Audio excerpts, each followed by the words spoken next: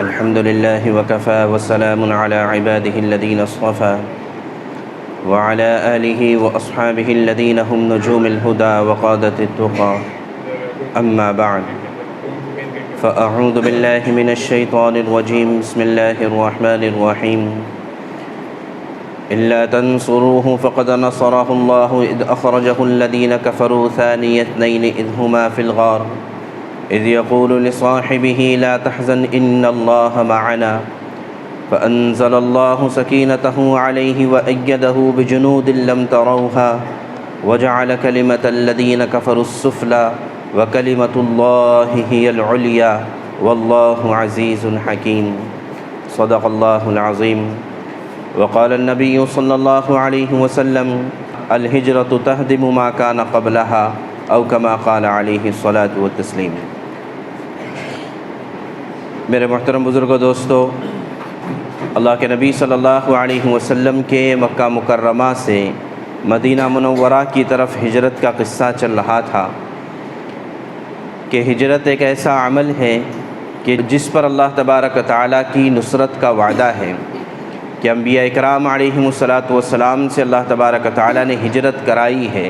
ہجرت کا مطلب ہے کہ اللہ اس کے رسول صلی اللہ علیہ وسلم کی نسبت پر اپنے مشغولیات کو، اپنے کاروبار کو، اور اگر ضرورت پڑتی ہے تو اپنے وطن کو، اپنے دیس کو چھوڑ دینا، صرف اللہ رسول کے لیے اور اعلاء کلمت اللہ کے لیے، اللہ کے دین کو سربلند کرنے کے لیے اگر کوئی اس طریقے سے نکل جاتا ہے تو یہ ہجرت کہلاتی ہیں۔ یہ تھوڑے بہت اوقات کے لیے بھی ہو سکتا ہے اور ہمیشہ کے لیے بھی ہجرت ہو سکتی ہے۔ چنانچہ اللہ کے نبی صلی اللہ علیہ وسلم کو حکم دیا گیا کہ آپ مکہ مکرمہ سے مدینہ منورہ کی طرف ہجرت فرمائیں۔ چنانچہ آپ چھپتے چھپاتے، مکہ والوں نے یہ پلان کر دیا تھا کہ نعوذ باللہ آپ کی جان لے لیں گے، آپ کو قتل کر دیں گے۔ چنانچہ آپ ان کے سامنے سے نکل گئے اور وَجَعَلْنَا مِن بَيْنِ أَيْدِيهِمْ سَدًّا وَمِنْ خَلْفِهِمْ سَدًّا فَأَغْشَيْنَاهُمْ فَهُمْ لَا يُبْصِرُونَ۔ یہ سورہ یاسین کی آیت پڑھتے ہوئے آپ ان کے سامنے سے نکلے لیکن ان کو پتہ نہیں چلا، اور آپ نے جا کر غار ثور میں پناہ لی، اور جب آپ غار ثور پر پہنچے آپ نے مکے کی طرف رخ کیا اور مکے کو دیکھا اور کہا کہ ما اطیبکی وما اطیب ریحکی، اے مکہ تیرا کتنا خوشگوار موسم تھا اور کتنا خوشگوار ماحول تھا، اگر تجھ میں رہنے والے اگر مجھے نہ نکالتے تو میں کبھی بھی مکے کو چھوڑ کر نہ جاتا۔ پتہ یہ چلا کہ وطن کی محبت انسان کی فطرت میں داخل ہے، تو لہٰذا کسی کی وطنیت پر، کسی کے نیشنلزم پر سوال کھڑا کرنا یہ خود فطرت کے خلاف ہے۔ یہ سوال ہی بیکار ہے کہ جو آدمی جس دیس میں، جس ملک میں پیدا ہوا ہے، پلا بڑھا ہے، تو اس کی محبت فطری طور پر دل میں پیدا ہو ہی جاتی ہے۔ اللہ کے نبی صلی اللہ علیہ وسلم جیسی شخصیت کہ جو سب سے عظیم المرتبت اور بہت بڑے مقصد کے لیے، آپ کو پتہ ہے کہ اللہ کے حکم پر مکہ کو چھوڑا جا رہا ہے، لیکن اس کے باوجود مکے کی محبت کا اظہار ہو رہا ہے کہ اگر مکے والے مجھے نہ نکالتے تو میں کبھی بھی نہیں نکلتا۔ آپ نے غار ثور میں 3 دن پناہ لی ہے، 3 دن تک آپ چھپے رہے، اور اس موقع پر مکے میں ظاہر ہے کہ بات پھیل گئی۔ یہاں پر لوگ آئے، سب سے پہلے جنہوں نے محاصرہ کر رکھا تھا انہوں نے آ کر جب اندر تلاشی لی تو پتہ چلا کہ اللہ کے نبی صلی اللہ علیہ وسلم غائب ہے۔ حضرت علی رضی اللہ عنہ موجود تھے، پوچھا علی کہاں ہیں محمد صلی اللہ علیہ وسلم؟ تو فرمایا کہ مجھے نہیں پتہ ہے۔ تو لہٰذا اب جو ہے وہ حیران اور پریشان ہو گئے، اب جو ہے سب جگہ پر یہ خبر پھیلا دی کہ محمد صلی اللہ علیہ وسلم کو جو پکڑ کر لائے گا زندہ یا مردہ اسے 100 اونٹوں کا انعام دیا جائے گا۔ چنانچہ ابو جہل سب سے پہلے حضرت ابو بکر کے مکان پر، گھر پر پہنچا، اور وہاں جا کر اس نے پوچھا کہاں ہیں ابو بکر، کہاں ہیں؟ تو حضرت اسما، حضرت ابو بکر کی بڑی بیٹی، اماں عائشہ کی بڑی بہن، یہ باہر نکلی تھی۔ انہوں نے کہا کہ ہمیں نہیں پتہ ابو کہاں چلے گئے۔ تو اس ابو جہل نے اس زور سے ان کو تماچا مارا کہ فرماتی ہے کہ میری کان کی بالی یہ بھی نیچے گر گئی، اتنے زور سے اس نے مارا۔ اور پھر ایک واقعہ تو یہ پیش آیا دوسرا واقعہ یہ پیش آیا کہ حضرت ابو بکر کے والد حضرت ابو قحافہ جو بعد میں چل کر مسلمان ہوئے، اس وقت تک مسلمان نہیں ہوئے تھے، اور لیکن ان کی آنکھوں کی بینائی روشنائی چلی گئی تھی، لہٰذا نظر نہیں آتا تھا۔ تو اب یہ آ کر اپنی پوتیوں کو ملامت کرنے لگے کہ کیسا باپ ہے تمہارا کہ تمہیں چھوڑ کر چلا گیا اور تمہارے پاس کچھ نہیں رکھا ہوگا اس نے، اور جو بھی لان تان کرنی تھی، اول فول بکنا تھا، تو انہوں نے یہ کرنا شروع کیا۔ لیکن حضرت اسماء فرماتی ہے کہ ہم نے یہ کیا کہ ہم نے کچھ پتھر کے ٹکڑے ایسے جمع کیے اور جو ہے اپنے دادا کو لے کر آئے اور اس کے اوپر ایک کپڑا رکھا اور ان کو بتایا کہ دیکھو ابا جان ہمارے لیے بہت سارے دینار چھوڑ کر گئے ہیں، سونے کے سکے چھوڑ کر گئے ہیں، آپ گھبرانا نہیں، پریشان نہیں ہونا۔ حالانکہ حضرت اسماء فرماتی ہے واللہ ہمارے گھر میں کوئی دینار نہیں تھا اور کوئی پیسہ نہیں تھا، لیکن اپنے دادا کو تسلی دینے کے لیے ہم نے یہ عمل کیا تھا۔ تو لہٰذا جب گھروں کا ماحول بنتا ہے، جب گھر کا ماحول بنتا ہے تو پھر آدمی کو دین پر چلنا آسان ہوتا ہے۔ تو لہٰذا اگر آدمی اپنی ذات سے دین پر آ جائے یہ کافی نہیں ہے، بلکہ اپنے گھر والوں کو دین پر لانا یہ بہت زیادہ ضروری ہے۔ بلکہ قرآن تو یہ کہتا ہے قُوا أَنفُسَكُمْ وَأَهْلِيكُمْ نَارًا، اپنے آپ کو بھی اور اپنے گھر والوں کو بھی جہنم کی آگ سے بچاؤ، یہ ہماری ذمہ داری ہے۔ تو بہرحال تو یہ تو مکے میں واقعہ پیش آیا۔ وہاں پر 3 دن کیسے گزرے؟ حضرت ابو بکر کے بڑے بیٹے تھے حضرت عبداللہ ابن ابی بکر، یہ جب رات ہو جاتی تو دن بھر مکے والوں کے ساتھ رہتے، رات ہو جاتی تو یہ ابا کے پاس آتے، غار ثور میں آتے اور دن بھر کی ساری کارگزاری، ساری خبریں ان تک پہنچاتے تھے۔ دوسرے حضرت ابو بکر کے غلام تھے عامر بن فہیرہ، یہ کرتے تھے کہ جیسے شام ڈھلنے لگتی تو یہ کچھ بکریوں کو لے کر غار ثور کی طرف آ جاتے۔ لوگ سمجھتے کہ بکریاں چرانے کے لیے جا رہے ہیں، چنانچہ جب اندھیرا ہو جاتا بکریوں کو اوپر لے کر آتے اور وہاں اللہ کے نبی صلی اللہ علیہ وسلم اور حضرت ابو بکر کو بکریوں کا دودھ نکال کر دیتے، تو اس سے ان کا جو ہے دن بھر کا گزارا ہو جاتا۔ ایک اور چیز یہ بھی تھی کہ حضرت اسماء فرماتی ہیں کہ جب ہجرت کا موقع آیا، ابا جانے لگے، حضرت ابو بکر جانے لگے، تو میں نے ان کے ساتھ توشہ باندھ کر دیا۔ اب توشہ باندھنے کے لیے کپڑے کی ضرورت ہوتی ہے، کوئی کپڑا بھی نہیں تھا ہمارے گھر میں، تو اس زمانے میں عورتیں کمر بند باندھا کرتی تھیں، جیسے دوپٹہ ہوتا ہے اس طرح کا، تو کمر بند میں نے کھول کر اس کے 2 ٹکڑے کر دیے اور اس میں سے ایک ٹکڑا میں نے توشہ باندھ کر دیا۔ تو اللہ کے نبی صلی اللہ علیہ وسلم نے ان کا لقب رکھا تھا ذات النطاقین، 2 پٹے والی، 2 کمر بند والی، یعنی کمر بند کے 2 حصے کر دیے تھے، تو ان کا لقب پڑ گیا ذات النطاقین۔ تو بہرحال تو 3 دن گزر گئے اور یہاں پر کھود شروع ہو گئی۔ کیسی کھود شروع ہوئی کہ حضرت ابو بکر خود فرماتے ہیں کہ مکہ والے کھوجتے کھوجتے تلاش کرتے کرتے یہ غار ثور پر پہنچ گئے۔ تو اب جو ہے کہ اللہ تبارک تعالیٰ نے سکینت کو نازل فرمایا، وَجُنُودًا لَّمْ تَرَوْهَا، اور ایسے لشکر اللہ تبارک تعالیٰ نے تیار فرمائے جن کو تم دیکھ نہیں پاؤ گے۔ تو کیا ہوا کہ جیسے یہ لوگ غار ثور میں داخل ہو گئے تو غار ثور کے دہانے پر ایک مکڑی نے اپنا جالا بن دیا، اور بعض روایتوں میں آتا ہے کہ ایک بیل وہاں پر اٹھ آئی اور اس کے اوپر ایک کبوتر نے آ کر انڈے دے دیے۔ تو ہوا یہ کہ مکہ والے یہ غار ثور کے دہانے پر پہنچ گئے، اور جب انہوں نے یہ دیکھا کہ یہاں پر تو مکڑی کا جالا بنا ہوا ہے، کہنے لگے کہ یہ جالا تو اس وقت کا دکھ رہا ہے جبکہ محمد پیدا بھی نہیں ہوئے ہوں گے، یعنی اتنا پرانا جالا نظر آ رہا ہے۔ لیکن حضرت ابو بکر کو دکھ رہا تھا کہ یہ اگر اپنے پیروں کی طرف بھی اگر دیکھ لیں تو ہمیں پا لیں گے۔ چنانچہ حضرت ابو بکر گھبرانے لگے، اور گھبرانا اپنی ذات کے لیے نہیں تھا بلکہ اللہ کے نبی صلی اللہ علیہ وسلم کے لیے گھبرانا تھا۔ تو لہٰذا اب وہ پریشان ہونے لگے، تو اللہ کے نبی صلی اللہ علیہ وسلم نے فرمایا کہ ابو بکر تمہارا کیا گمان ہے ان 2 آدمیوں کے بارے میں؟ اللہ ثالثہما، کہ اللہ جن کا تیسرا ہے، اللہ جن کا نگہبان ہے، تو ان کے بارے میں آپ کیوں گھبراتے ہیں؟ چنانچہ اللہ تبارک تعالیٰ نے قرآن کریم میں آیت نازل فرمائی الا تنصروہ فقد نصرہ اللہ، کہ تم اللہ کے نبی صلی اللہ علیہ وسلم کی اور دین کی مدد کرو گے یا نہیں کرو گے، لیکن اللہ تو مدد کر چکے ہیں۔ کہ جب اللہ کے نبی صلی اللہ علیہ وسلم نے اپنے یار غار سے اور اپنے ساتھی سے فرمایا کہ لا تحزن، کہ غم کرنے کی اور پریشان ہونے کی ضرورت نہیں ہے، ان اللہ معنا، اللہ کی ذات ہمارے ساتھ ہے، اللہ کی مدد اور نصرت ہمارے ساتھ ہے، تو لہٰذا ہجرت پر نصرت کے وعدے ہیں، تو یہ اس کا پہلا ثمرہ ہے کہ اللہ تبارک تعالیٰ نے ان کھوجیوں کو واپس کرا دیا کہ ان کو کچھ نظر ہی نہیں آیا، نظر آیا تو مکڑی کا جالا اور کبوتر کا انڈا نظر آیا، اور کہا کہ یہاں تو کوئی نہیں ہو سکتا ہے، چنانچہ واپس چلے گئے۔ تیسرا انتظام حضرت ابوبکر رضی اللہ عنہ نے یہ کیا تھا کہ ایک بہت ہی راستے کا ماہر شخص تھا، اس کا نام عبداللہ بن اریقط تھا، تو اس کو پہلے سے متعین کر رکھا تھا کہ 3 دن کے بعد یہ ہماری سواری ہے، 2 اونٹنیاں آپ نے دے رکھی تھی کہ یہ ہماری سواری ہے، اس کو لے کر غار ثور کے پاس آ جانا۔ عبداللہ بن اریقط کے بارے میں آتا ہے کہ اس وقت تک مسلمان نہیں ہوئے تھے، لیکن ان کے اوپر اعتماد کیا جا سکتا تھا اور یہ پروفیشنل آدمی تھے، اپنے کام سے کام رکھنا تھا، تو لہٰذا ان کی مہارت یہ تھی کہ یہ مکے سے مدینے کے راستوں کے ماہر تھے۔ ایک تو عمومی راستہ تھا، وہ تو سب جانتے تھے، لیکن اندر کے راستوں کے یہ ماہر تھے۔ چنانچہ جب 3 دن ہو گئے اور اللہ کے نبی صلی اللہ علیہ وسلم چوتھا دن شروع ہوا، یعنی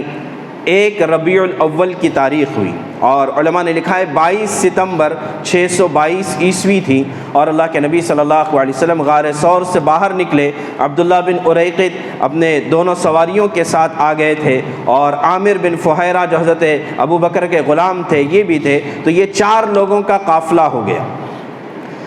اونٹنیوں پر سوار ہوئے اور عام راستے کو چھوڑ کر ساحل والا راستہ آپ نے استعمال فرمایا، جو سمندری راستہ تھا۔ اس وقت جو مکے سے مدینہ جانے کا جو راستہ ہے، عام طور سے اسی راستے سے ساری بسیں گزرتی ہے جس راستے سے اللہ کے نبی صلی اللہ علیہ وسلم نے ہجرت فرمائی تھی۔ چنانچہ مکے سے نکلتے وقت بورڈ لگا ہوا ہوتا ہے کہ طریق الہجرہ، کہ یہ ہجرت والا راستہ ہے، اور اس زمانے کا جو عام راستہ تھا اب وہ عام راستہ نہیں رہا، اب بھی وہ راستہ ہے موجود، جاننے والے وہاں سے گزرتے بھی ہیں، لیکن وہ اتنا زیادہ عام نہیں رہا، ابھی ہجرت والا راستہ ہی سب سے زیادہ عام ہے۔ تو بہرحال اللہ کے نبی صلی اللہ علیہ وسلم نکلے، راستے میں بہت سے واقعات پیش آئے۔ پہلا واقعہ یہ پیش آیا کہ جب پیچھے سے تلاش کرنے والے آ رہے تھے تو ایک اور شخص ہے جو بعد میں چل کر مسلمان ہوئے، تو وہ جب آئے سراقہ بن مالک بن جوشم، ان کو پتہ چلا کہ مکے والوں نے 100 اونٹ کا انعام رکھا ہے، تو انہوں نے اپنی مجلس میں کوئی حرکت نہیں کی، یعنی بیٹھے رہے، مجلس چلتی رہی۔ تھوڑی دیر کے بعد وہاں سے اٹھے، چپکے سے کسی کو بتایا نہیں، جا کر اپنی باندی سے کہا کہ میرا گھوڑا مکے کے باہر فلاں چٹان کے پاس لے کر آؤ، میں وہاں پر ملوں گا۔ چنانچہ یہ تنہا نکلے، ان کی باندی ان کا گھوڑا لے کر آئی، اور پھر یہ گھوڑے پر سوار ہو کر تیز رفتاری کے ساتھ اللہ کے نبی صلی اللہ علیہ وسلم کے پیچھے نکلے، اور پھر جو ہے جیسے ہی قریب پہنچے تو انہوں نے دیکھا کہ حضرت ابو بکر ہے اور اللہ کے نبی صلی اللہ علیہ وسلم موجود ہیں۔ تو جیسے قریب جانے لگے تو انہوں نے اپنا فال نکالا، اس زمانے میں فال نکالا کرتے تھے، تیرکش سے تیر نکالا اور دیکھا کہ مجھے یہ کرنا چاہیے کہ نہیں کرنا چاہیے، تو تیر میں آیا کہ نہیں کرنا چاہیے، جیسے چٹی اٹھاتے قرآن اندازی کرتے ہیں تو اس طریقے سے وہ فال نکالتے تھے، تو ان کو تیر آئی کہ ان کو نہیں کرنا چاہیے۔ یہ خود کہتے ہیں کہ مجھے 100 اونٹوں کے لالچ نے مجھے مجبور کیا میں اور آگے بڑھوں۔ چنانچہ اتنا قریب آ گئے کہ اللہ کے نبی صلی اللہ علیہ وسلم کے بالکل قریب، اور آپ کو پکڑا جا سکتا ہے اتنے قریب۔ فرمایا کہ جب میں قریب پہنچا تو اللہ کے نبی صلی اللہ علیہ وسلم قرآن کی تلاوت کر رہے تھے، اور آپ اطمینان سے تلاوت کر رہے تھے، آپ پر کوئی پریشانی نہیں تھی۔ حضرت ابو بکر البتہ بار بار پیچھے دیکھتے جا رہے تھے، آگے بڑھ رہے تھے، پیچھے دیکھ رہے تھے، آگے بڑھ رہے تھے، لیکن بالکل قریب پہنچا تو ہوا یہ کہ ان کے گھوڑے کے آگے کے پیر زمین میں دھس گئے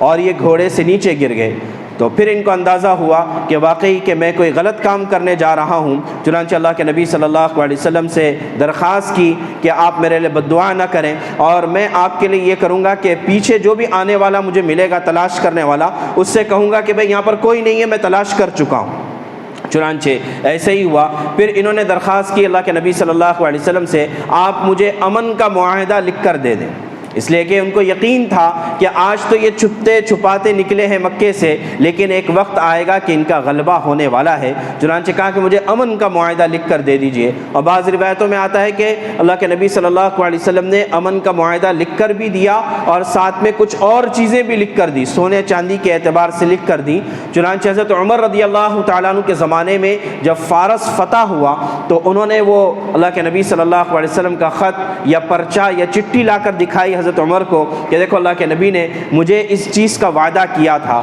چنانچہ حضرت عمر نے وہ تمام چیزیں ان کو دلوا دی۔ تو بہرحال تو یہ ایک واقعہ پیش آیا۔ اس کے بعد دوسرا واقعہ پیش آیا کہ ایک مقام پر حضرت بریدہ اسلمی رضی اللہ عنہ اس وقت تک مسلمان نہیں ہوئے تھے، یہ 70 لوگوں کے ساتھ آئے۔ بعض روایتوں میں ملتا ہے کہ یہ ڈاکہ ڈالنے کی نیت سے آئے تھے، لیکن اللہ کے نبی صلی اللہ علیہ وسلم کی شخصیت کو جب دیکھا اور آپ سے بات چیت کی، آپ سے ملاقات کی تو آپ پر ایمان لائے، مسلمان ہو گئے۔ اکیلے نہیں، پورے 70 آدمی مسلمان ہو گئے۔ چنانچہ یہ ایک واقعہ ہجرت کے درمیان پیش آیا۔ اسی طرح تیسرا ایک واقعہ پیش آیا کہ اللہ کے نبی صلی اللہ علیہ وسلم گزر رہے تھے ایک مقام سے جہاں پر پانی کا چشمہ تھا، ایک خیمہ لگا ہوا تھا، اور یہ خیمہ تھا ام معبد الخزاعیہ کا۔ یہ ایک عورت تھی اور بڑی جو ہے تندرست و جوان عورت تھی، اور ان کے بارے میں مشہور تھا کہ یہ آنے جانے والے راہگیروں کی میزبانی کرتی ہے۔ جو کچھ ان کے پاس ہوتا ہے، اس زمانے میں ہوٹلوں کا نظام تو نہیں تھا، تو لہٰذا یہ آنے جانے والوں کا اکرام کرتے تھے۔ حضرت ابوبکر اور اللہ کے نبی صلی اللہ علیہ وسلم جب وہاں پر پہنچے اور پوچھا ام معبد کچھ ہے؟ کہا کہ میرے پاس آج کچھ بھی نہیں ہے، چند جو بیمار سی بکریاں تھیں ان کو لے کر میرے شوہر ابو معبد جنگل میں چلے گئے ہیں، میرے گھر میں کچھ بھی نہیں ہے، اور ایک جو ہے کمزور سی بکری ہے جس کا نہ دودھ ہے نہ کچھ ہے، چونکہ وہ ریوڑ کے ساتھ بھی نہیں جا سکتی، اس وجہ سے وہ گھر پر ان کو چھوڑ کر گئے ہیں، میرے گھر میں کچھ نہیں ہے۔ اللہ کے نبی صلی اللہ علیہ وسلم نے کہا کیا وہ بکری ہمیں مل سکتی ہے؟ فرمایا کہ دیکھو اس میں سے تمہیں کچھ مل سکتا ہے تو دیکھ لو۔ تو اللہ کے نبی صلی اللہ علیہ وسلم نے بکری کو بلایا اور اس کے تھنوں پر آپ نے ہاتھ پھیرا، اور آپ کے ہاتھ پھیرتے ہی وہ کمزور سی بکری کے بغیر دودھ والے تھن یہ دودھ سے بھر گئے۔ اللہ کے نبی صلی اللہ علیہ وسلم نے پیالہ منگوایا، اس میں دودھ 2 ہاتھ سب سے پہلے ام معبد کو پلایا، پھر اس کے بعد اپنے ساتھیوں کو پلایا، پھر آپ نے خود پیا، اور پھر اس کے بعد بھی دودھ کافی بچا ہوا تھا ام معبد کے حوالے کیا اور پھر آگے بڑھ گئے۔ شام کو جب ابو معبد ان کے شوہر آئے، انہوں نے پوچھا ام معبد کیا بات ہے؟ گھر میں تو کچھ نہیں تھا، میں اتنا سارا دودھ دیکھ رہا ہوں، یہ کہاں سے آیا؟ جبکہ بکریاں تو میرے پاس تھیں، اور ایک بکری جو چھوڑ کر گیا تھا وہ تو لاغر اور کمزور تھی، دودھ تو آ نہیں سکتا تھا۔ تو حضرت ام معبد نے، ان کے بارے میں آتا ہے کہ یہ اور ان کے شوہر بعد میں چل کر مسلمان ہوئے تھے، لیکن اس وقت تک مسلمان نہیں ہوئے اور اللہ کے نبی صلی اللہ علیہ وسلم سے تعارف بھی نہیں تھا۔ چنانچہ انہوں نے اپنے شوہر کو اللہ کے نبی صلی اللہ علیہ وسلم کا حلیہ بتایا، اور وہ جو حلیہ بتایا وہ احادیث میں موجود ہے، اتنا بہترین حلیہ بتایا کہ شاید اس سے اچھا اللہ کے نبی صلی اللہ علیہ وسلم کے بارے میں کوئی کلمات نہیں کہے جا سکتے۔ انہوں نے کہا کہ رأیت رجلا ظاہر الوضاء، کہ میں نے ایک ایسے شخص کو دیکھا جو بالکل صاف ستھرا ہے اور متلج الوجہ، چہرہ چمکدار ہے، اور پھر اس کے بعد آگے اور بہت ساری آپ کی صفات بتائی، لم تعبہ سجلا ولم تزر به سعلا فی عینیہ دعج فی صوتہ سحل اور وفی لحیتہ کثافہ، بہت سے آپ کی صفات بیان فرمائی کہ آپ کے آواز میں ایک جادو تھا، آپ کی داڑھی گھنی تھی، اور آپ ایسے جسم و جسامت والے تھے کہ آپ سے زیادہ خوبصورت کوئی نہیں ہو سکتا ہے، وسیم قسیم، آپ خوبصورت بھی تھے، اور جہاں سے آپ کو دیکھا جائے وہاں سے آپ کی خوبصورتی اور زیادہ ظاہر ہوا کرتی تھی۔ اور پھر یہ کہ اذا صمت علیہ الوقار، جب آپ خاموش رہتے تو آپ پر ایک وقار اور ایک طرح کا رعب آپ پر طاری ہوتا، اور اذا تکلم سما وعلیہ البہا، اور جب آپ بات کرتے تو ایک سما بن جاتا تھا اور ایک طریقے کی کیفیت بن جاتی تھی، اور گویا کہ آپ کے زبان مبارک سے الفاظ نہیں نکلتے ہیں بلکہ موتیوں کے دانے بکھیرتے ہیں۔ تو اس طریقے سے آپ کی پوری انہوں نے جسم و جسامت اور آپ کے تمام چیزوں کو بیان کیا۔ تو ابو معبد کہنے لگے اوہو ام معبد، تو کیا جانتی ہے، یہ تو وہی شخص معلوم ہو رہا ہے جس کے بارے میں قریش نے یہ کہہ رکھا ہے کہ یہ اگر مل جائے تو 100 اونٹوں کا ان کو انعام دیا جائے گا۔ تو پھر اب یہ بھاگے بھاگے دونوں میاں بیوی، آگے جا کر آپ صلی اللہ علیہ وسلم سے ملاقات کی، یا بعض روایتوں کے مطابق یہ کہ بعد میں چل کر یہ مسلمان ہو گئے۔ تو یہ ام معبد کا قصہ پیش آیا تھا۔ اس کے بعد ایک اور چوتھا واقعہ پیش آیا کہ راستے میں حضرت زبیر بن عوام رضی اللہ عنہ جو مکے سے شام کی طرف ایک تجارت کے لیے گئے تھے، تو وہ واپسی میں ان سے ملاقات ہوئی۔ انہوں نے اللہ کے نبی صلی اللہ علیہ وسلم اور حضرت ابو بکر کی خدمت میں سفید کپڑا پیش کیا۔ شام سے تجارت کر کر آئے تھے تو لہٰذا سفید کپڑا پیش کیا، آپ نے اس کو قبول کیا اور آپ نے وہ کپڑا پہنا، اور پھر اس کے بعد 8 دن کا یہ سفر پورا ہوا، اور 8ویں دن یعنی 8 ربیع الاول کو اللہ کے نبی صلی اللہ علیہ وسلم قباء کی بستی میں داخل ہوئے۔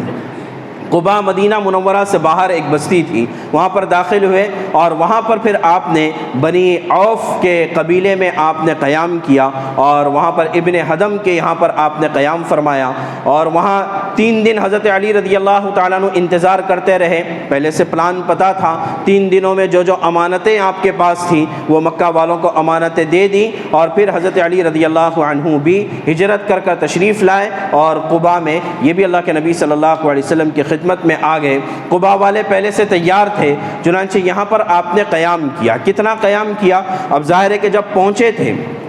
8 ربیع الاول کو پہنچے تھے تو پیر کا دن تھا، سوموار کا دن تھا۔ اب علماء کے اس میں اختلاف ہے کہ کتنے دن آپ نے قیام کیا۔ اتنی بات پکی ہے کہ آپ نے جمعہ کے دن یہاں سے روانگی کی، تو اب اگر پہلی جمعہ کو روانگی کی تو 4 دن آپ نے قیام کیا قباء میں، اور اگر جو ہے دوسری جمعہ کو کی ہے تو ظاہر ہے کہ 1 ہفتہ اور لگ جائے گا، تقریباً 12 دن آپ نے وہاں پر قباء میں قیام کیا۔ تو اس طریقے سے یا تو 1 ہفتہ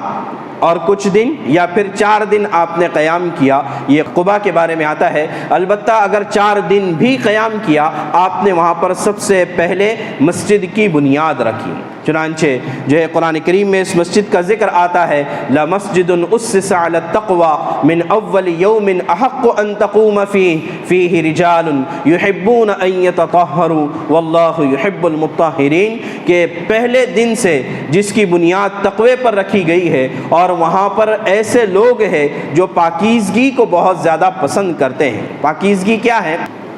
علماء نے لکھا ہے کہ عرب میں عام طور سے دستور تھا کہ استنجے کے لیے صرف ڈھیلے کا استعمال کرتے تھے، پانی کا استعمال نہیں کرتے تھے، اس لیے کہ پانی بہت کم تھا وہاں پر، صحرائی علاقہ۔ لیکن یہ قباء والے استنجے کے لیے ڈھیلا بھی اور پانی بھی استعمال کرتے تھے، تو اللہ تبارک و تعالیٰ نے اس عمل کو بہت زیادہ پسند کیا۔ چنانچہ ہونا یہی چاہیے کہ ہم استنجے کے لیے دونوں چیزیں استعمال کریں۔ علماء نے اس وقت اجازت دی ہے کہ بھئی ہم مٹی کا استعمال نہیں کر سکتے تو صابن کا استعمال کیا جا سکتا ہے، یا ٹیشو پیپر کا استعمال کیا جا سکتا ہے، جو بھی شکل ہو سکتی ہے، تو پانی کے ساتھ ساتھ صابن کا استعمال کرنا یہ عین سنت ہے اور اس کا اہتمام ہونا چاہیے۔ تو بہرحال تو یہ ہجرت کا سفر تھا جو 8 دن میں طے ہوا، اور اللہ کے نبی صلی اللہ علیہ وسلم یہاں پر تشریف فرما رہے۔ پھر اس کے بعد جب جمعہ کا دن آیا، یعنی پہلا جمعہ یا اگلا جمعہ، جو بھی جمعہ تھا، تو یا تو جو ہے وہ 12 تاریخ تھی یا اس کے بعد کی تاریخ تھی، ربیع الاول کا مہینہ تھا، اور یہاں پر مدینے میں بات پھیل چکی تھی کہ اللہ کے نبی صلی اللہ علیہ وسلم مکہ سے نکل چکے ہیں، مدینہ آ رہے ہیں۔ چنانچہ روزانہ ایسا ہوتا کہ مدینے والے تلواریں لٹکا کر تیار ہو کر آ کر مدینے کے باہر کھڑے رہتے استقبال کے لیے، اور پھر جب دھوپ تیز ہو جاتی اور آپ نظر نہیں آتے تو آپ واپس چلے آتے تھے۔ ایک دن ایسا ہوا کہ لوگ صبح سے استقبال میں کھڑے تھے لیکن آپ نظر نہیں آئے تو واپس چلے گئے۔ جیسے ہی واپس چلے گئے تو ایک یہودی اپنے گھر کی چھت پر کھڑے ہو کر سب دیکھ رہا تھا، اس کو دور سے نظر آیا کہ کوئی تشریف لا رہا ہے، کوئی آ رہے ہیں۔ چنانچہ اس نے آواز لگائی، اے مسلمانوں، کہ تم جس کا انتظار کر رہے تھے وہ آ چکے ہیں۔ چنانچہ اب دوبارہ سب لوگ استقبال کے لیے باہر آئے، اور یہاں تک کہ بعض روایتوں میں آتا ہے کہ کہ چھوٹے چھوٹے بچے یہ بھی آپ کے استقبال کے لیے باہر نکلے، اور وہ مشہور گیت جو عام طور سے پڑھا جاتا ہے، سنایا جاتا ہے، طلع البدر علینا من ثنیات الوداع وجب الشکر علینا ما دعا للہ داعی۔ یہ بچوں نے یہ اشعار پڑھے کہ ہمارے یہاں پر ایک شخصیت نہیں آئی ہے بلکہ پورا چاند ہمارے یہاں پر اتر آیا ہے، اور جب تک کہ ہم پر لازم ہے کہ ہم اللہ تبارک تعالیٰ کا ہمیشہ ہمیشہ شکر ادا کریں کہ جنہوں نے ہمیں یہ سعادت عطا فرمائی کہ ہم اللہ کے نبی صلی اللہ علیہ وسلم کی میزبانی کر سکے اور آپ کا ساتھ دے سکے۔ چنانچہ جیسے مدینے میں داخل ہوئے، ہر قبیلے والے آ کر کہنے لگے کہ آپ ہمارے یہاں تشریف لائیں، ہمارے میزبان بن جائیں، ہمارے میزبان بن جائیں۔ اللہ کے نبی نے فرمایا کہ دیکھو میرے اونٹنی کی نکیل میں نے چھوڑ دی ہے، اور انہا مأمورہ، اسے حکم دیا گیا ہے کہاں جانا ہے کہاں نہیں جانا ہے۔ چنانچہ جو ہے یہ اونٹنی چلتی رہی یہاں تک کہ بنو نجار، جو آپ صلی اللہ علیہ وسلم کا ننیال تھا اور آپ کے ماموں کا خاندان تھا، وہاں پر جا کر رکی اور ایک مکان کے سامنے جا کر بیٹھ گئی، اور وہ مکان تھا ابو ایوب انصاری رضی اللہ تعالی عنہ کا، جو اللہ کے نبی صلی اللہ علیہ وسلم کے میزبان تھے۔ کیا شرف ہوگا اور کیا سعادت ہوگی اور کیا نیک بختی ہوگی کہ کائنات کے سردار کی میزبانی کا ان کو شرف حاصل ہوا تھا۔ تو بہرحال آپ نے وہاں پر قیام فرمایا، اور پھر اس کے بعد آپ کے مدنی دور کا سلسلہ شروع ہوا۔ اچھا، جب آپ تشریف لائے تھے تو بظاہر حضرت ابو بکر رضی اللہ تعالیٰ عنہ کے بال سفید ہونے لگے تھے، اور آپ کے بال ابھی تک سفید نہیں ہوئے تھے، اور لوگوں نے حضور کو دیکھا نہیں تھا، تو بظاہر بزرگی کو دیکھتے ہوئے لوگ حضرت ابو بکر سے جا کر مصافحہ کرنے لگے اور حضرت ابو بکر کا اکرام کرنے لگے۔ حضرت ابو بکر نے بھی کچھ نہیں کیا، اس لیے کہ بعض مرتبہ لوگ شوق میں اتنا زیادہ مصافحہ کے لیے آگے بڑھ جاتے ہیں کہ مصافحہ کرنے والے کو اور اس شخصیت کو تکلیف ہوتی ہے۔ تو ابو بکر نے حکمت سے کام لیا اور خود مصافحہ کرتے رہے یہاں تک کہ جب آپ پر دھوپ کا سایہ آیا، یعنی دھوپ کی روشنی جب آپ پر آئی، تو حضرت ابو بکر کھڑے ہوئے چادر لے کر تاکہ آپ کے اوپر دھوپ نہ آئے۔ تب لوگوں کو پتا چلا کہ نبی یہ نہیں بلکہ یہ نبی ہے۔ تو لہٰذا خدمت اس کو کہتے ہیں کہ مخدوم کو اس کی ناگواری سے بچا دیا جائے۔ خدمت اصل اس کا نام ہے۔ خدمت یہ نہیں کہ مجھے موقع مل گیا، خدمت یہ نہیں ہے کہ مجھے موقع مل گیا، خدمت یہ ہے کہ میں جس کی خدمت کرنا چاہتا ہوں اس کو تکلیف نہیں پہنچی اور وہ خوش ہو گیا، یہ اصل خدمت ہے۔ تو آپ صلی اللہ علیہ وسلم مدینہ منورہ پہنچے۔ اب یہاں سے اس کے بعد اگلا دور شروع ہوگا جو مدینہ منورہ کا 10 سالہ دور ہے، اور 10 سال میں ہر ایک سال میں ایک اہم چیز پیش آئی، اہم واقعات پیش آئے۔ اللہ نے چاہا تو انشاءاللہ اس کا ہم سلسلہ آگے جاری رکھیں گے۔ اللہ تبارک تعالی ہمیں ہجرت کے اس واقعے سے عبرت حاصل کرنے کی توفیق عطا فرمائے، اور جو منشا تھا ہجرت کا اللہ تعالی ہماری زندگیوں میں بھی اس کو پورا فرمائے کہ ہجرت کے بعد اللہ کا نصرت کا وعدہ ہے، اور ہجرت کا مقصد ہے اللہ کے دین کو سربلند کرنا۔ اللہ کرے کہ یہ جذبہ اور یہ نیتیں ہمارے اندر بھی پیدا ہو جائے۔ وآخر دعوانا ان الحمد للہ رب العالمین۔ یا رب صل وسلم دائما ابدا علی حبیبک خیر الخلق کلہم۔